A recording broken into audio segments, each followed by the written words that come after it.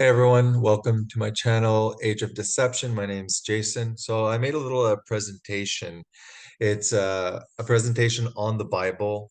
It explains really why God flooded the world.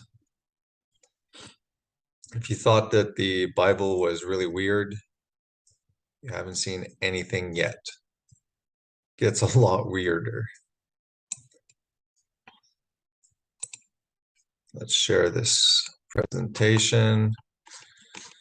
Go to the start of it.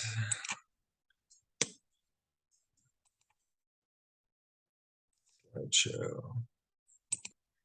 All right, so the presentation, the real reason God flooded the earth, we're going to be talking about the sons of God. So the sons of God and the Nephilim. This is from Genesis 6, wickedness in the world.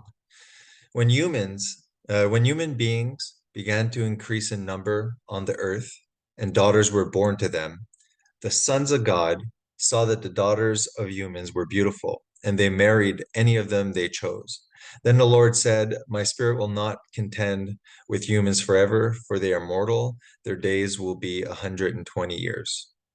The Nephilim, which are giants, were on the earth in those days and also afterwards, when the sons of God went to the daughters of humans and had children by them. They were the heroes of old, men of renown.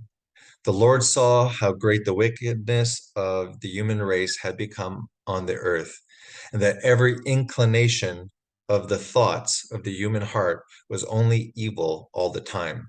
The Lord regretted that he had made human beings on earth, and his heart was deeply troubled. So the Lord said, I will wipe from the face of the earth the human race I have created, and with them the animals, the birds, and the creatures that move along the ground. For I regret that I have made them. But Noah found favor in the eyes of the Lord. So before I became Christian, I had many objections to Christianities and criticisms. One of them was about the flood. It was like, why would God create humanity and then just decide to destroy all of the creation to start over? That was a huge criticism. So you have this passage. It's like, yeah, there were giants called the Nephilims, and the sons of God, descended and had sex with humans. Now, what are the sons of God? We have to figure that out first. We know that anybody, even non-Christians, everyone's heard of David and Goliath was a giant. However, there's over 30 passages, at least 30 passages, specifically talking about giants in the Old Testament. It wasn't just Goliath. So when we look at the sons of God, basically they are angels. We look at Job 1:6. Now, there was a day when the sons of God came to present themselves before the Lord, and Satan also came among them. Don't forget, Satan is an angelic being also. The sons of God in Hebrew, it's called B'nai Ha Elohim. Now, in Job 1:6, we're looking at the divine council. So you have Yahweh and you have the angels, and they're in the divine council and they're discussing about Job. The point of it isn't to extrapolate on Job. It's just to say that here's an example of the sons of God. These are angels. Elohim actually is uh, it's actually not the name of God. People often say that it's one of the names of God. Elohim actually just it states that an Elohim is a being that lives in the spiritual world. So you'll hear Yahweh, the name of God, Yahweh Elohim, but there are full of other Elohims. I don't forget it, Michael Heiser. I think there's like 1,000 verses referring to Elohim. So Yahweh is a Elohim, but no other Elohim is Yahweh. because it just means a spiritual being. So obviously, God, Yahweh, is a spiritual being, but there's other spiritual beings that live in the spiritual realm, such as cherubim, sephirim, these weird creatures that are around the throne of God with all sorts of wings and a head of a man, a head of a lion, all sorts of wacky stuff. What a lot of mainstream Christianity, they say that, oh no, these sons of God, they're not angel, they're just from the line of Seth. Okay, line of Seth are just humans. So why would these humans have sex with these humans and create these giants? Doesn't really make sense. If you We're talking about Old Testament here, so if you look at Jewish literature and scriptures, it was pretty unanimous that sons of God referred to angels. In Job 38:7, there's the verse, when the morning stars sang together, all the sons of God shouted with joy, or shouted for joy. So sons of God, they're angels. There's three different son of God. There's in the Old Testament at one point, God refers to all of Israel as my son. All right. Then after you have the sons of God, which are angels, and then you have the only begotten Son, which is the eternal Son, which is Christ Jesus. So, so angels can have sex with humans.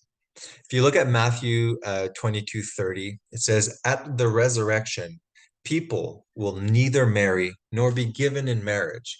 They will be like the angels in heaven.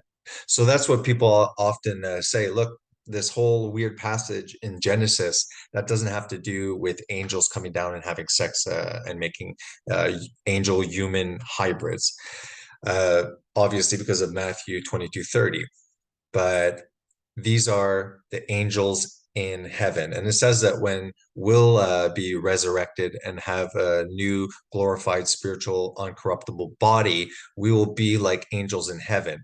There was a passage in the New Testament, they're asking, like, if a woman marries somebody, and then after he dies and she's a widow, and the uh, another, she marries another, and this happens, let's say 7 times. I'm just paraphrasing. They said, in heaven, like, what's going to happen? Like, whose wife is this lady going to be? And they say no, like, uh, we'll be like the angels in heaven. It's not going to be about sex or marriage and jealousy between lovers and stuff like that. However, we're going to talk about the book of Enoch soon. And what happens is angels have the ability, all throughout the Bible, there's passages that, and I'm trying to limit this video.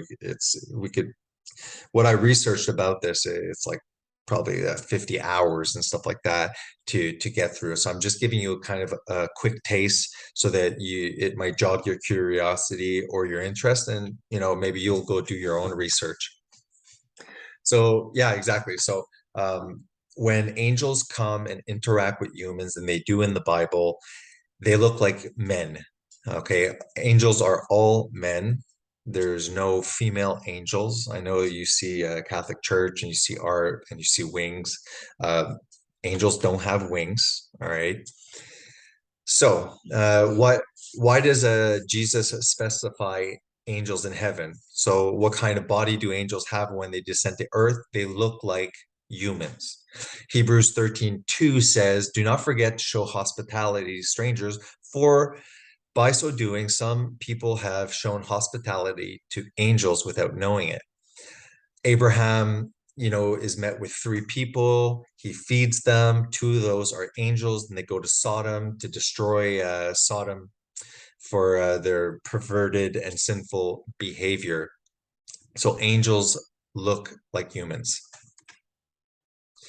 The B'nai Ha Elohim, the sons of God, the watchers, and the origin of evil. All right. So I encourage you to look at and read the book of Enoch, the first book of Enoch. You can get it audio versions on YouTube. You can read it. It's available. This is an intertestamental literature. Here's over here. Let me see. I just want to pop up the pointer. Over here. This is some of the scrolls that were found. This isn't like forgery or anything. It is just literature that is between the Old and New Testament. Obviously, when the Bible was formed, Bible just means library, like bibliothèque. So Bible just means a compilation of books, and that's what the Bible is. Now, there were councils to decide which ones to add, and this was not added into the canon. However, the Ethiopian Bible does have this in their Bible. So I'm just going to read a little bit. Again, go read it yourself. So we have this weird Genesis passage about sons of God coming down, marrying. They become, they have offspring. These offspring are giants. They're the men of renown, and it just leaves it there. That's it. It doesn't go further. It's a really weird passage. So if you look at the book of Enoch, chapter 6, and it came to pass when the children of men had multiplied, that in those days were born unto them beautiful and comely daughters. And the angels, the children of heaven, saw and lusted after them, and said to one another, Come, let us choose us wives from among the children of men, and beget us children. And Semjaza, who was their leader, said unto them, I fear ye will not indeed agree to do this deed, and I alone shall have to pay the penalty of a great sin. So this is the rebellion. You have Satan's rebellion, and then after he goes and does his thing in the Garden of Eden, that causes sin. We get cast out. So that's the first large rebellion against God. But there's also the angels, the fallen angels, that also descended on earth, played gods, sought worship, and started having sex and creating abominations. It also says, and I didn't paste that, I'm just going to show a few more things after. They also taught humans all sorts of hidden knowledge and wisdom that also corrupted them. Let us all swear an oath and all bind ourselves by mutual imprecation not to abandon this plan, but to do this thing. Give me one minute, guys. I did this last time. Stop share. Sorry. Okay. I always wonder if I press record. Once I did a long video and I didn't press record. All right.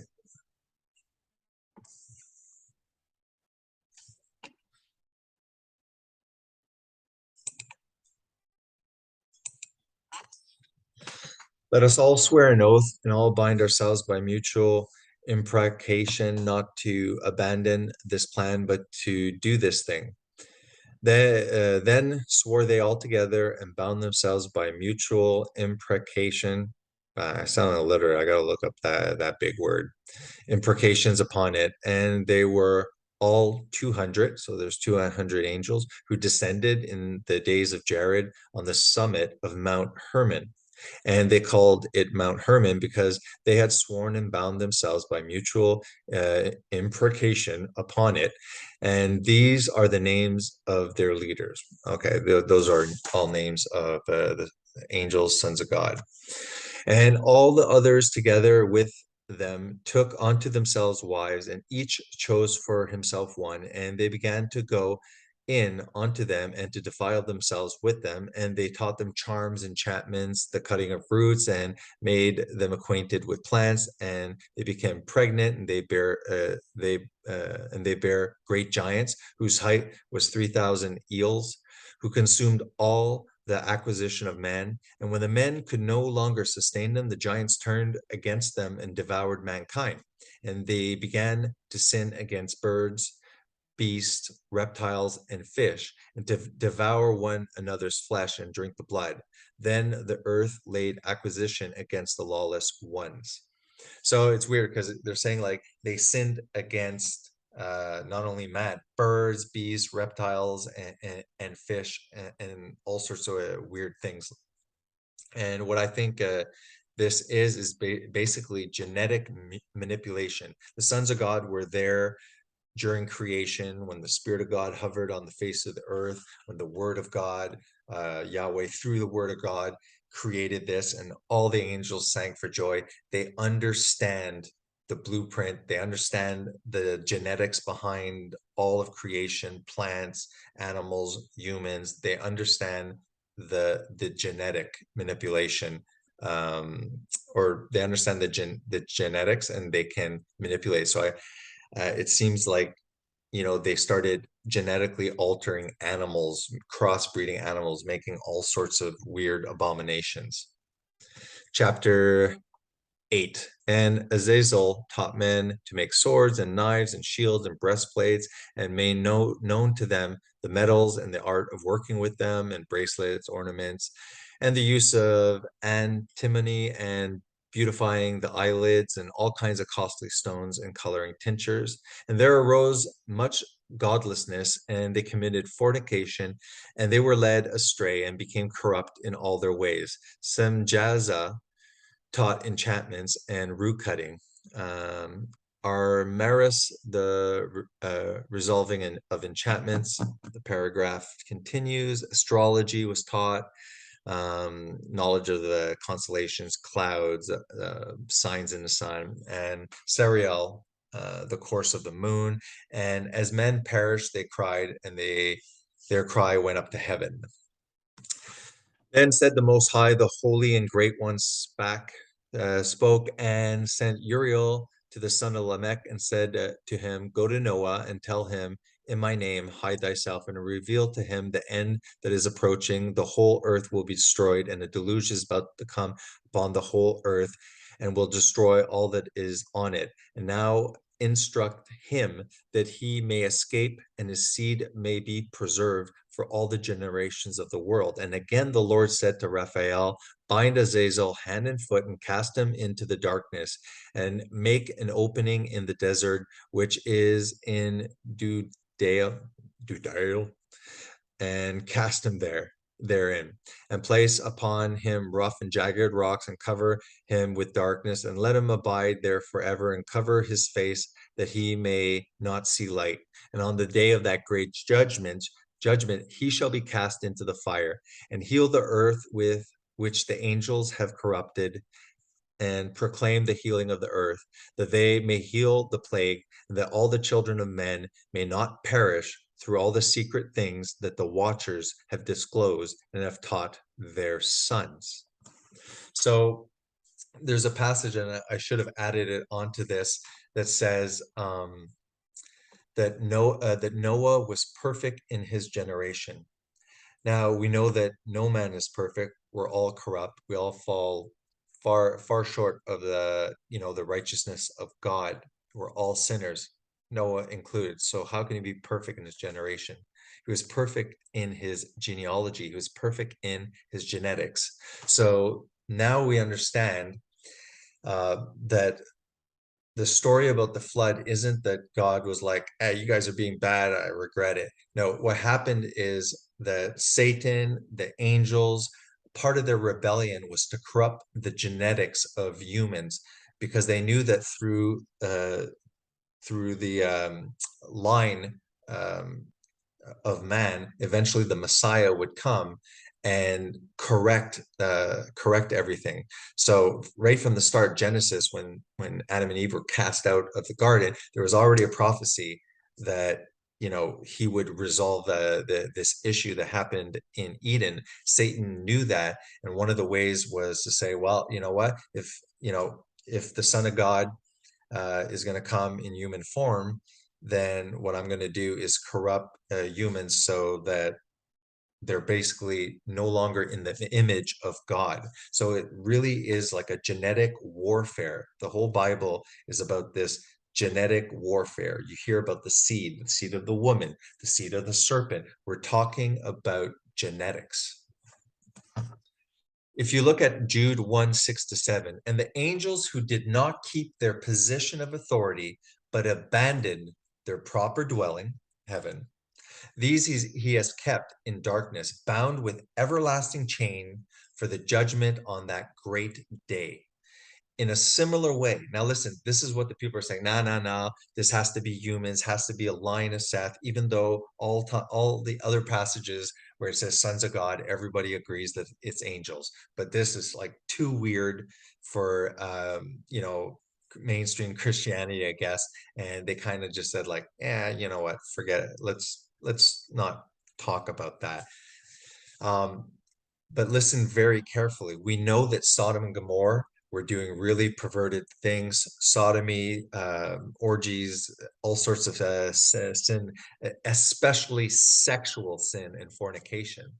So we see here, and the angels who did not keep their position of authority, okay, they weren't supposed to, they were supposed to be helping humanity, and here they come down and they're doing their own thing. They're having sex with with humans. They're creating hybrids. They're sinning against animals. They're sinning against reptiles. This is like huge corruption. So it says, in a similar way, Sodom and Gomorrah and their surrounding towns gave themselves up to sexual immorality and perversion. They serve an example of those who suffer the punishment of eternal fire. You see here, they're talking, the angels, they left their abode in heaven, okay? And in a similar way, they did what happened in Sodom. It's very clear.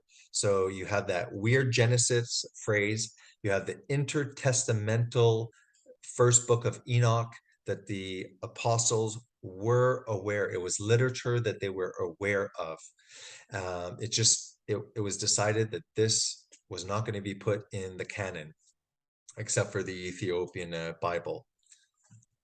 Also here in Corinthians, it is for this reason that a woman ought to have authority over her own head because of the angels. So in the Bible, it actually says that a woman should cover her head. It's not just for a sign of modesty. This is because they're in memory of the angels rebelling against God because they lusted over the beauty of women. So that's why it's very important for women to be modest, to cover themselves, to be very modest. And we see that going to the extreme in the Muslim faith. But in the Bible, again, I should have put it in, but in the Bible, it does mention that, how a woman should be modest and not reveal, her curves, right? Second Peter 2, 4. For if God did not spare the angels when they sinned, but cast them into hell and committed them to chains of gloomy darkness to be kept unto judgment. Okay, so it's very clear that there's angels that rebel, but what did they do? It's not very clear in our Bibles, but the first book of Enoch kind of explains everything. And look, believe it or not, whatever, take it as a narrative if you're not a Christian. But as a Christian, it's good that I now can understand that no, he just didn't create something and smash it on the ground. He had to do this and he had to start over because it was the end of humanity. Don't forget that we were in the Garden of Eden. We were in the Garden of Eden. We were walking with the visible Yahweh, right? I'll talk when we go into explaining the Trinity. That's a big thing that I've done a lot of research and I can really support it. And the way that you could support the Trinity isn't about talking about passages in the New Testament. You have to go justify the Trinity in the Old Testament. Dr. Michael Heiser, if you go on YouTube, he has a 3-hour 3-hour lecture on the Jewish Trinity. There's also something Siegel. He's actually a Jew that talks about the two powers of heaven. There are passages, tons of passages in the Old Testament where there seems to be a physical manifestation in human form that speaks as God in first person, and it's in human form. There's an example when Abraham is talking face to face with God. That's what it says. And this is a physical manifestation and a theophany, we call it, or we could even say a Christophany, an appearance of Christ before he incarnated. If you disagree with that, it is at least a theophany, a physical appearance of Yahweh. And the passage says, Yahweh rained down fire and brimstone from Yahweh in heaven.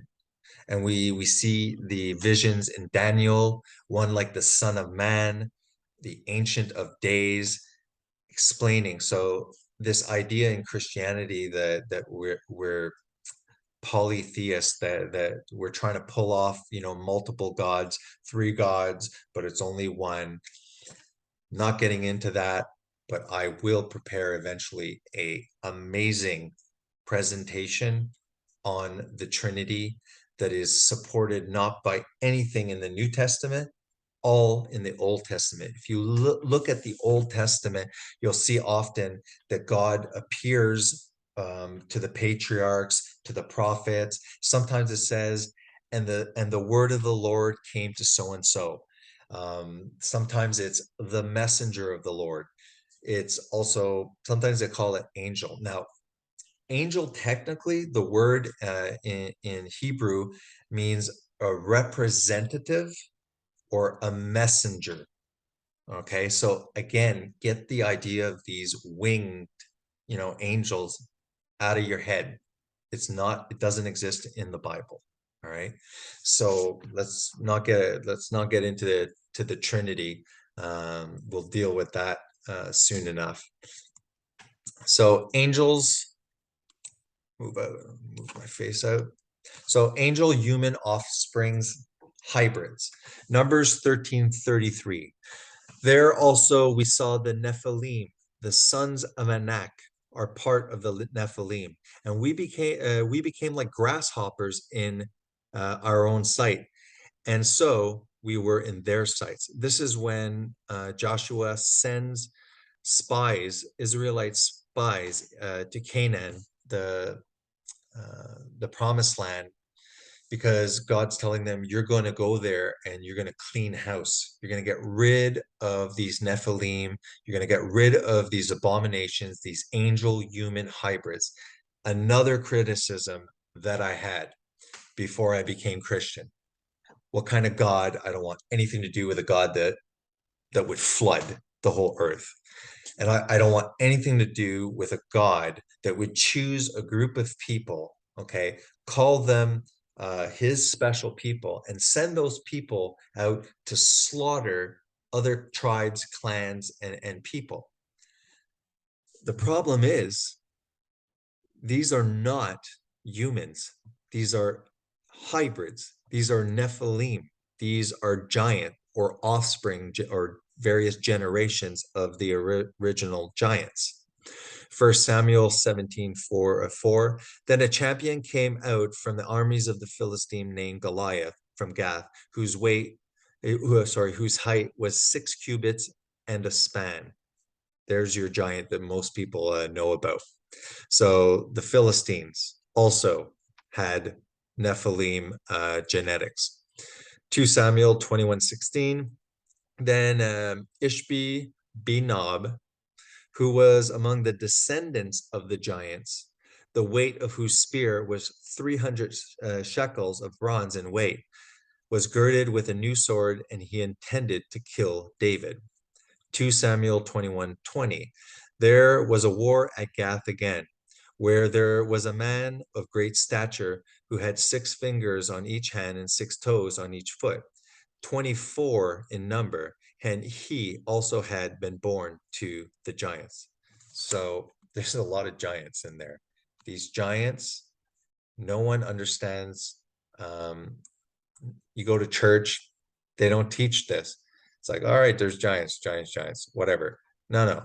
The reason that these were giants is because of this angelic rebellion and abominations and interbreeding. Giant clans in the Bible. So these are all different tribes and clans. And again, this is what I was criticizing about. I was like, well, if God is all loving, then and He created humanity, why is He choosing these guys to go slaughter other people? Aren't we all sinners? Like it didn't make sense. It's kind of important to understand that this whole Bible stuff is about genetic warfare. It's a gene war, among other things. So they were known as the Rephaim, the Emim, the Anakim, the Horim, the Avim, and the Zinzumim. These were the tribes God commanded the Israelites to ruthlessly slaughter, completely destroy. Women, children, the animals, they were all getting genetically manipulated. He had to stop this virus. The Emim here, okay. The Emim, a large and numerous people as tall as the Anakim, had formerly inhabited it. Like the Anakim, they are usually reckoned as Rephaim, though the Moabites call them Amim. Not only King Og of Bashan was left of the remnant of the Rephaim. In fact, his bed, an iron bed, can still be seen in Reba of the Amorites by the common cubit. Anyway, it was a really big bed. Oh, that's what I just read. Numbers 13:33. There also we saw the Nephilim, sons of Anak, are part of the Nephilim, and we became like grasshoppers in our sight, and so we're in their sight. Like I just mentioned, that's when the spies, Joshua sent them to the promised land. Am I making a mistake? No, I might be making a mistake. I think that might be Moses. I think it's Moses that sent spies. And I think because these spies came back and convinced, like, just freaked everybody out. They're like, this place is horrible. You know, like there's giants, they're huge. If we go there, we're definitely losing. Now, that's a lack of faith. You can look at all the miracles that the Israelites saw, the parting of the seas, the plagues, all sorts of crazy stuff happening in the desert, the vipers, biting the Israelites, and God telling them, make a staff with a serpent. If you look at it, you'll be healed. Cracking rocks, get in water. The tabernacle, the cloud, and pillar of fire, the presence of the Lord. God was showing himself a lot at that time. So if you're seeing all that, like, visually seeing that, and you're still doubting God, yeah, maybe he's going to be a little annoyed with you. So sorry if I made a mistake about Joshua. I'm pretty sure it's a mistake. I'm pretty sure it was Moses that sent them, and because they didn't have faith, that's why they wandered as a punishment and didn't go into the promised land. They wandered for 40 years. I think that's right. Numbers 13:31. But the men that went up with him said, we be not able to go up against the people, for they are stronger than we. And they brought up an evil report of the land which they had searched unto the children of Israel, saying, the land through which we have gone to search it is a land that eateth up the inhabitants thereof, and all the people that we saw in it are men of great stature. And there we saw the giants, the sons of Anak, which come of the giants, and we were in our own sight as grasshoppers, and so we were in their sight. We saw from the first book of Enoch that they had a really high metabolic rate being giants, and they needed a lot of food. And when they couldn't be fed anymore, well, they chomped down on some baby back ribs. And I'm not talking about the baby back ribs that we eat. I'm talking about human babies and adult baby, adults, everybody. They were just devouring everything. If you look at mythology all throughout the world, there might be like some truth that sparked the legends. Makes me think of the demigods, the Greek gods. The Greek gods, Zeus coming down and having sex with people, and then there's demigods. There's human, half god. Hercules. You have the Titans that were giants. So maybe this legend and stuff like that, maybe these things were created by some seed of truth. So you can kind of see the remnants of the first book of Enoch, and these parallels, multiculturally and through time. There's also many legends within the Indian culture about Indians fighting giants also. Here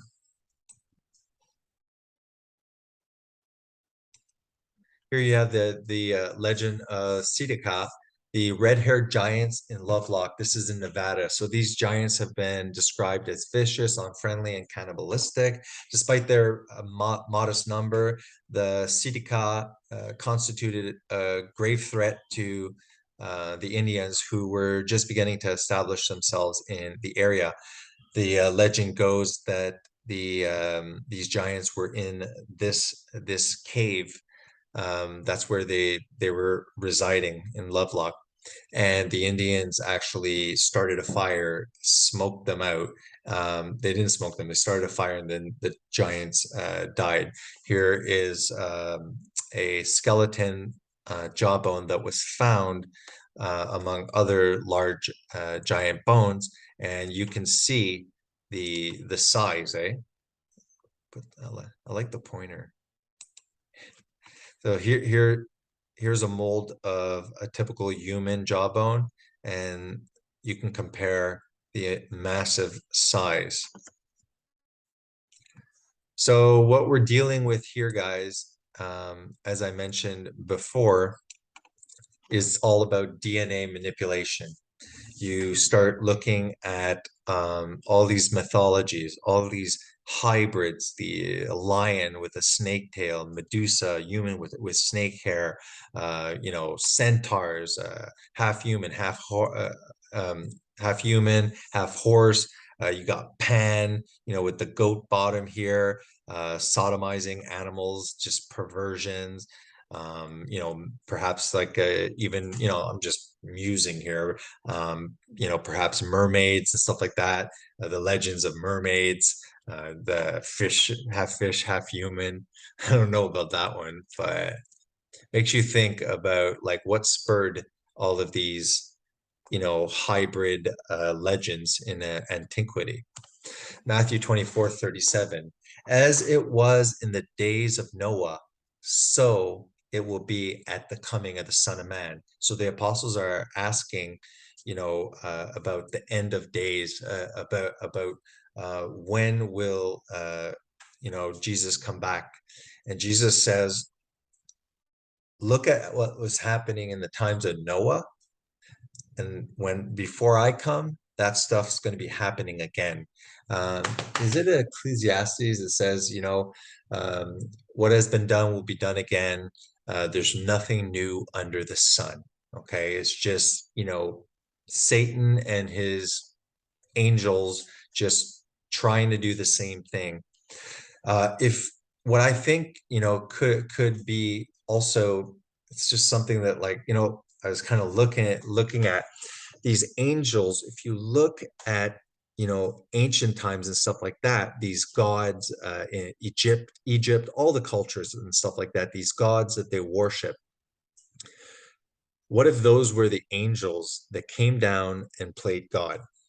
Now, I've heard a lot of stuff like, like a lot of people, especially even atheists, they don't believe in God, they don't believe in anything, but then, they're really open to angels. They're really open to the idea that perhaps, aliens uh, genetically modified like apes and stuff and created us, and they're basically our creators, and they've left, and they're waiting for us to evolve to a certain point, and then there'll be like disclosure. Our creators will come back, tell us that we're ready to accept, we've evolved to a certain spiritual height, and now they're coming back and stuff like that. So people said, like, if aliens exist, that's going to totally level Christianity. It's like, no, not really, because those angels, maybe those were the ones, in Egypt and ancient cultures playing gods, the ones that were worshipped. And now if they would come back, if aliens would come back, I'd be like, yeah, it's the fallen angels again. Now we look at globally, more and more people are atheistic, not only atheistic, but they don't believe. They actually are hostile against people that do believe. There's more and more hatred, especially towards Christianity. Um, so, it's just, kind of something to think about. If aliens come back, I'm saying, these are not intergalactic. These are interdimensional beings. And if you look at the majority of these, UFO things and stuff like that, they're like orbs of light. I mean, you can look at a lot of videos about the Air Force and stuff that they've seen, how they pull speeds and turn directions that physically, the laws of physics, like we can't do that. And it's funny because angels in the Bible are also, God calls them the stars, uh, and these UFOs are look like stars, moving orbs of light. The majority of it is very rare that you'll see like flying saucers and stuff like that. And it says, beware, because even Satan can appear as an angel of light. So I think that these interdimensional fallen angels have the ability probably to somewhat shapeshift. They're deceivers, so they can manifest. And I think that one of the possible great deception that they speak about in the end times is that now that a lot of people don't believe in God, they can't come and play God, but they can come as aliens and again get worshipped, and everyone will look to them for salvation. Again, taking glory away from God, like Satan says, I will be like the Most High. He seeks worship. Genesis 6:4. There were giants in the earth in those days, and also after that, where the sons of God came upon the daughters of men, and they bare children to them. The same became mighty men, which were of old, men of renown. So they are the mighty men. Well, like what's left of mythology? Yeah, mythology is about these titans, these demigods, Zeus, Ares, Poseidon, Hades, Gilgamesh, these hero, Hercules, men of renown, because they are demi gods, little g, not big G, demi angel human hybrids. At least that's what the narrative goes, believe it or not. Oh well. Here, it's a really poor quality. These skeletal figures represent just a few giant human remains unearthed and documented in historical records, along with historical accounts of Goliath, who I can't see it, but you can see here 6 feet, 15 feet, 8, 10, 12, 19. The largest one here being 38, 38 feet.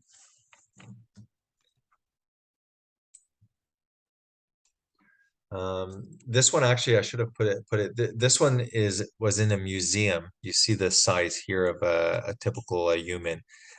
This one's in a museum, and I remember there's a picture with the Queen of England. So this one's real. If you look on the internet, you'll see that there's tons of pictures of skeletons. A lot of those are fake.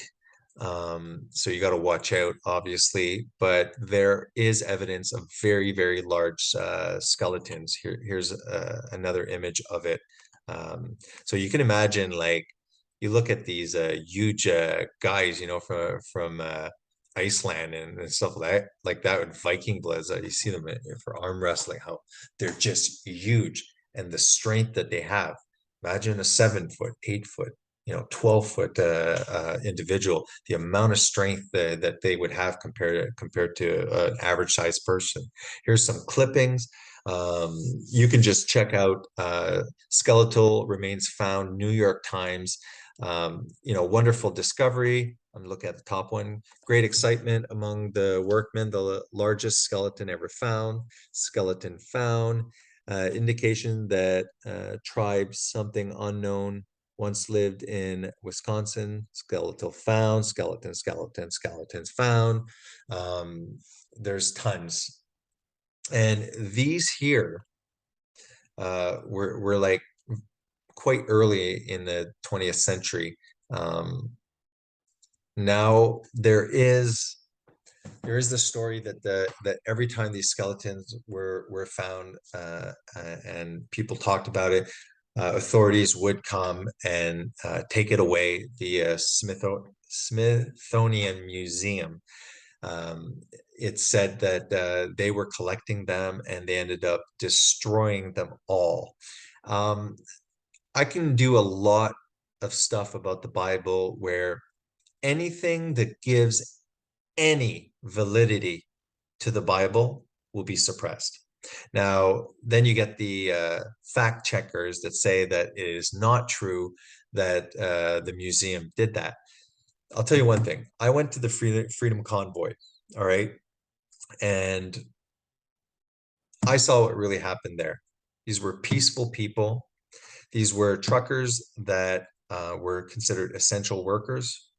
They were going across the border between the United States and Canada.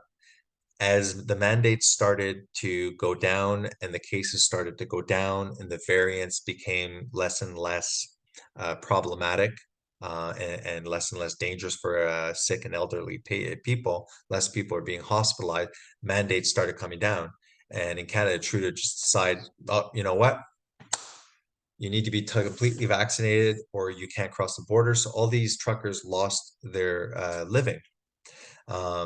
They did a peaceful protest on YouTube.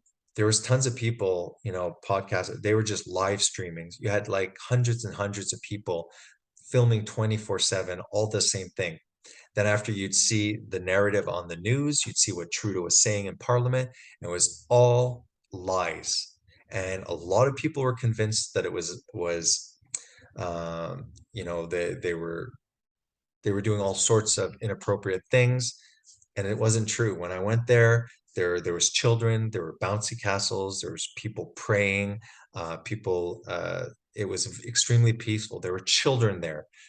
People wouldn't have brought it. I was there the week before Trudeau militarized the police, and the police were violent. There's images of them beating the crap out of people, all sorts of stuff, pepper spraying, that woman that got trampled with our RCMP horses, and also there was actually NATO airplanes. So all those police back in Canada during the Freedom Convoy, when they totally just aggressively stopped it, these were not even police from that area.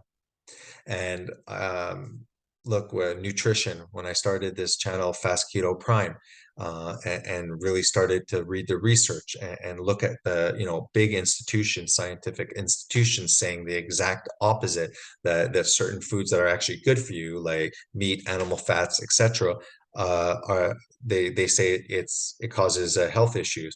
The healthy things are actually what is unhealthy. Those manufactured seed oils. So I started getting, kind of like eyes opened and going, wow, like if they can deceive me about nutrition, what else are they deceiving? Then I see, there's no more free press. I see, just common sense people talking about, hey, when the vaccine came out, well, I'm not really comfortable with this vaccine. My wife works in clinical research before they do any human trials. It's 7 years. It's animal studies on mice, then monkeys. Uh, they look at pregnant monkeys. They look all sorts of stuff. This was pushed, right? And I caught COVID in November. I work at the hospital. I work in the ICU. I'm not denying that COVID was making a lot of vulnerable people, older people, sicker, people with comorbidities. I saw them die. It was very frustrating. But when I caught it, I said to myself, well, I'm not comfortable taking the vaccine because I already caught it. So I don't know about long-term side effects. I'm not worried about injecting and getting a side effect. I'm like, a lot of these vaccines cause side effects years after, you know? So I was like, well, if I caught it, I probably have an immune system that is giving me good immunity. But I was pressured to the threat of getting suspended without pay to get the vaccine. And I was like, well, my wife is sick. She's been off work at disability. I'm the only income worker, and I'm not comfortable with this new messenger RNA vaccine. I caught it. I'm probably immune. Like I want to look at myself individually and weigh the pros and cons, and I wasn't able to. And they were saying that it prevents transmission. So then people were using common sense and saying, well, if the vaccine works so good and you got the vaccine, so if I'm the idiot not getting vaccinated, even if I get it, you have the vaccine. I'm not putting you in danger. But they put out these catchphrases, right? They put out catchphrases saying, well, you know what? It's not about you, it's about protecting others. So that was a way of guilting us and saying, you're a bad person. Yeah, I know, but I caught COVID, I probably have a natural immunity. Natural immunity, what's that? And and now, in retrospect, now they're like, oh no, no, it was never about of course when you get the vaccine you can still transmit it. It was to minimize the severity. Everything gets switched around. So through social media, they just like bombard. Like you look at every single media, they're just parroting the exact same phrase, and then dumbed down people go like, it's about other people. And then after a year later, they they take back what they said, but then the media is like, we're not going to talk about that. So when I look at the museum saying, fact checkers saying that's not true, I'm like, look, yeah, sure. I am more prone to conspiracy theory, believing it, because I've seen so far over and over us getting propagandized and screwed over. So did the museum destroy it? I don't know. The fact checkers say they did, but the fact checkers said a lot of stuff about a lot of stuff. So, I think it's quite normal when people lose trust in their institutions that, well, they don't believe it anymore. When the government screws people over, when the government screws the people over when they're supposed to serve them, then yeah, people lose faith, and then people start, getting paranoid about a lot of stuff. And that's not because we're gullible. That's just normal. Here's some more articles. Giant skeletons while excavating at Western Port. 3 skeletons of olden giants are discovered. Giants, giants, giants. Just trying to spark your interest, just throwing it up there. Here are some very odd looking skulls. All right, here's some Egyptian art. Look at the Egyptian art. Um, their heads are elongated. Their heads are weird looking. I thought it was like, just artists, taking art and doing that with their heads, but there are many skulls that are elongated, and there is something called head binding here. So when they're babies, they bind the head to create this elongated skull looking thing. But some of these here, I think, is that Parag? Anyways, I forget where they are, but some of these elongated skulls, they don't have the correct parietal plates. Like, if you look the sutures on the skull, humans, they'll, we have that.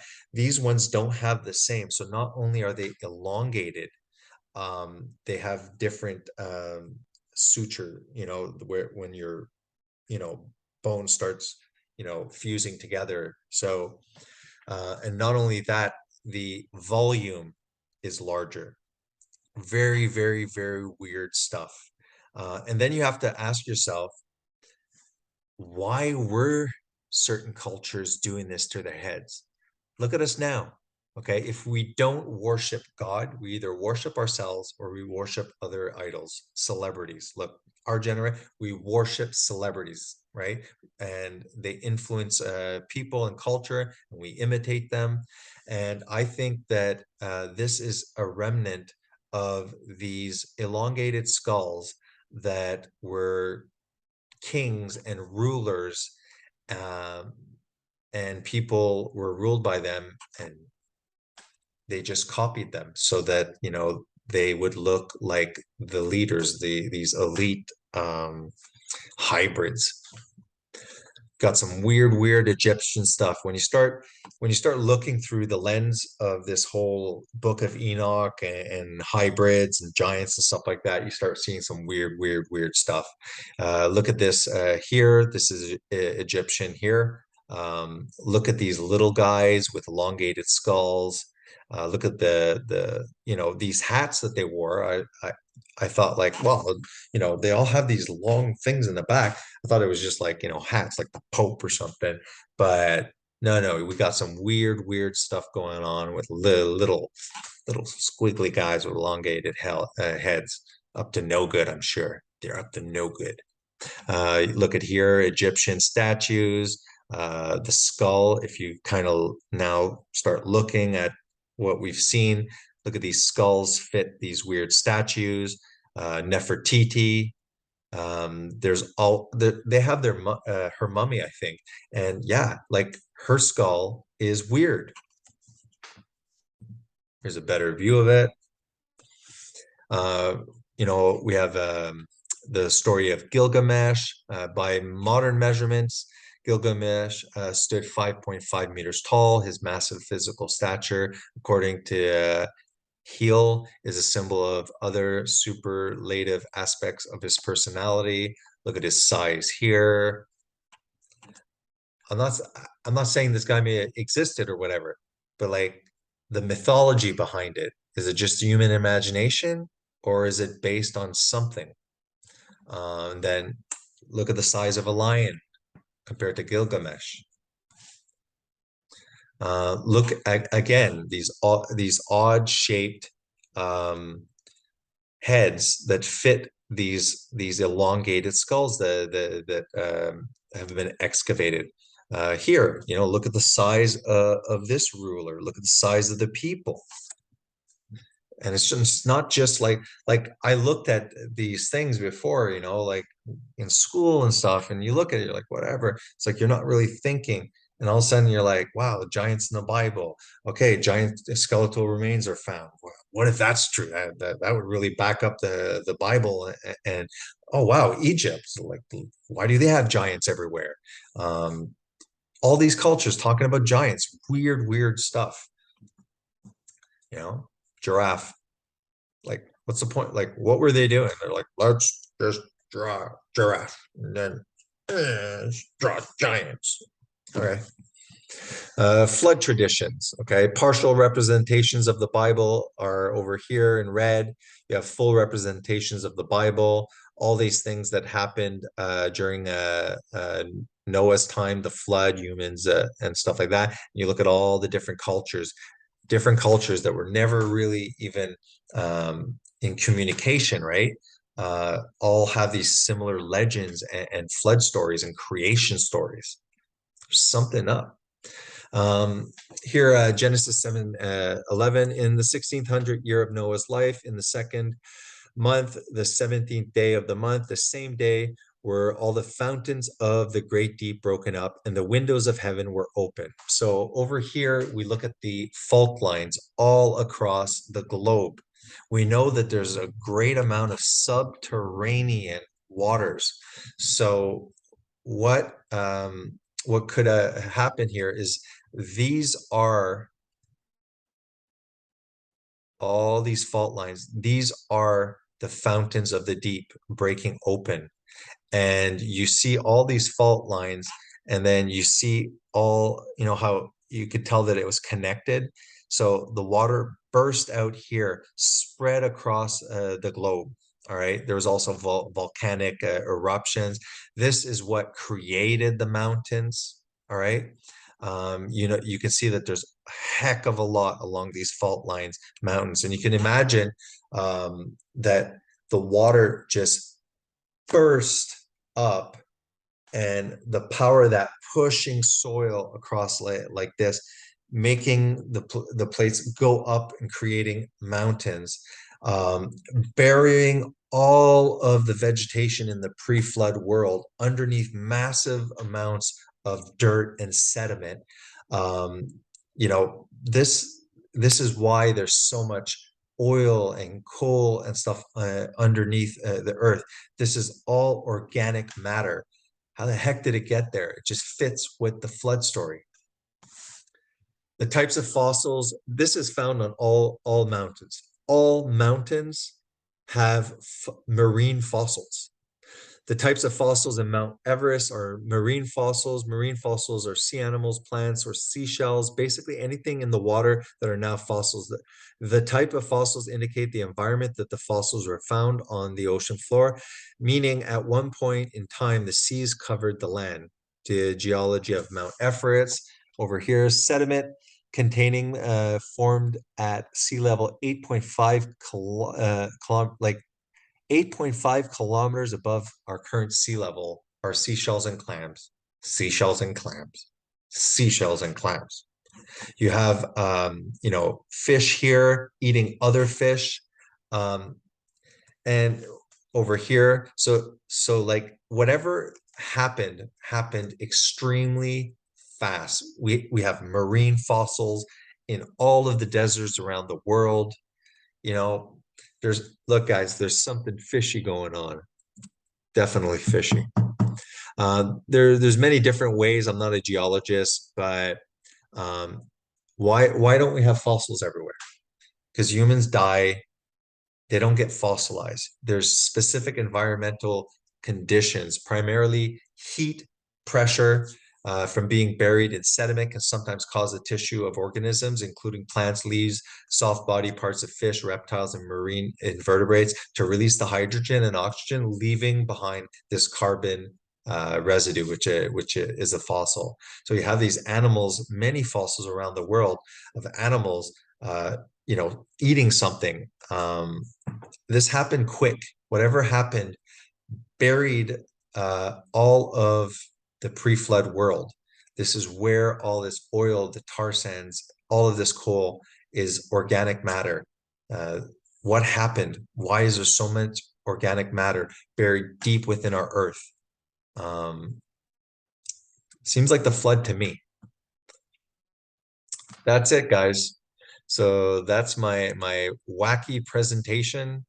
And I am going to bid you adieu. Have a good night, guys. See ya.